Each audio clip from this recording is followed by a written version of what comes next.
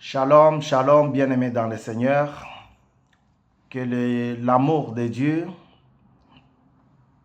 que la puissance du Saint-Esprit puisse t'orienter encore ces jours et surtout te donner la force de suivre ces messages, cette exhortation. Nous sommes dans le livre, dans l'épître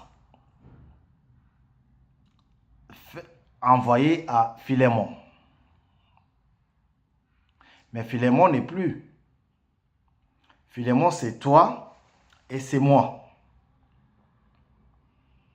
Philémon représente aujourd'hui l'ensemble de l'Église du Seigneur. Je vais lire au nom de Dieu, au nom de Jésus. Je dis constamment à mon Dieu, Philémon, à partir du 4e verset. Oui, 4e verset. Ce n'est pas 4e chapitre. Philémon n'a qu'un seul chapitre. C'est pour cela que nous disons 4e verset. J'ai dit constamment à mon Dieu toute ma reconnaissance en faisant mention de toi dans mes prières.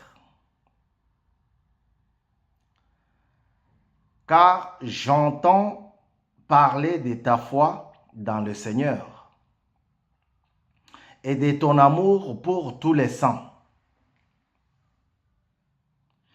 Je lui ai demandé que ta participation à la foi soit efficace et qu'il fasse reconnaître tous les biens que nous accomplissons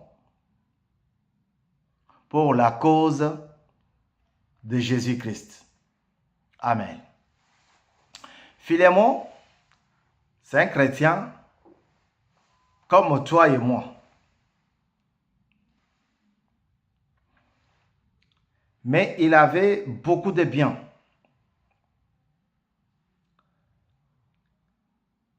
Ça sous-entend qu'il devrait avoir des serviteurs. Mais parmi ces serviteurs, il y en avait un qui était aussi en même temps serviteur et en même temps voleur. Il a vu les trésors de son maître, Philémon, et il a dérobé. Il a volé. Voler, c'est prendre quelque chose qui ne t'appartient pas sans que son propriétaire soit au courant. C'est ainsi que ce monsieur s'est retrouvé en prison. Et tu vas me dire, c'est quel monsieur? Parce que je n'ai pas cité encore son nom. Son nom, c'est Onésime. Onésime a travaillé comme serviteur chez Philémon. Et quelques temps après, il a dérobé des choses. Et Philémon l'a envoyé en prison. Quand il a été en prison, il a rencontré Paul, qui était aussi envoyé, mis en prison par le gouvernement de cette époque-là, le gouvernement romain. Alors Paul commence maintenant son ministère. Il ne venait pas de commencer, il venait de commencer dans la prison à évangéliser. Il va gagner l'âme. Et cette âme, c'est Onésime. Onésime va entendre le son de la trompette. Il va entendre l'appel de Dieu. Il va entendre Dieu parler au travers son serviteur Paul. Et il va croire à cette parole. Il va accepter Jésus comme son Seigneur et son Sauveur. Et il va maintenant commencer à marcher selon la conduite du Saint-Esprit. Il va confesser qu'il avait volé et chose grave pour le monde. Son enseignant, Paul, va l'envoyer auprès de Philémon. Pourquoi? Pour remédier, pour être bien avec Paul, avec Onésime, avec Philémon. Excusez, autant pour moi. Donc, Paul va renvoyer, alors qu'il vient d'être libéré par l'État romain, il a purgé sa peine et il va repartir dans la cité et Paul lui demande de retourner. C'est ainsi que cette épître a été écrite à Philémon. Et c'est Paul qui lui trace une autre façon d'agir dans la maison de Dieu. C'est Paul qui trace à Philémon, non, tu vas faire ceci, oui, tu vas faire cela, oui, tu vas me préparer ceci, oui. Il fait voir à Philémon l'amour du prochain.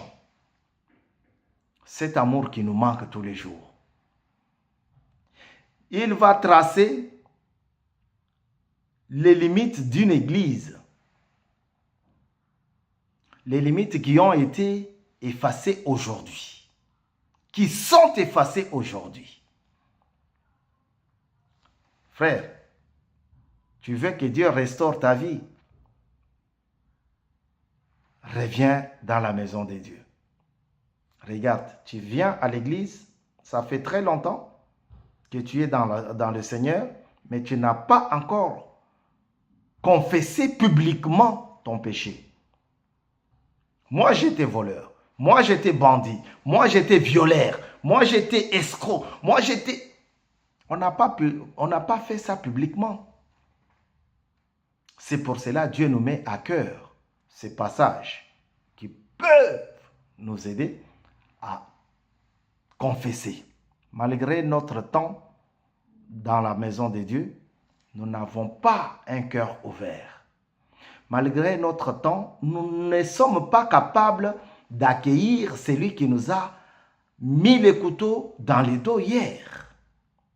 Malgré notre temps dans le Seigneur, nous sommes incapables d'aimer. Dieu dit, il y a un commandement. Aime ton Dieu de tout ton cœur, de toute ta vie, de tout ton esprit, de toute ton âme. Mais regarde celui qui est semblable. Aime ton prochain comme toi-même. Tout ce que nous voyons aujourd'hui dans nos églises, c'est parce qu'il n'y a pas d'amour. L'église est devenue l'endroit où il faut vendre des cacahuètes, il faut vendre des avocats, il faut vendre des vêtements. Il y en a plusieurs qui ont fui l'église à cause de ça. Parce qu'il a pris beaucoup de choses des gens et il ne peut pas payer. Et il va fuir. L'église est toujours sous la conduite de Dieu. Mais c'est nous qui amenons d'autres habitudes qui sont contraires à la parole de Dieu. Faisons un effort de retourner dans la parole.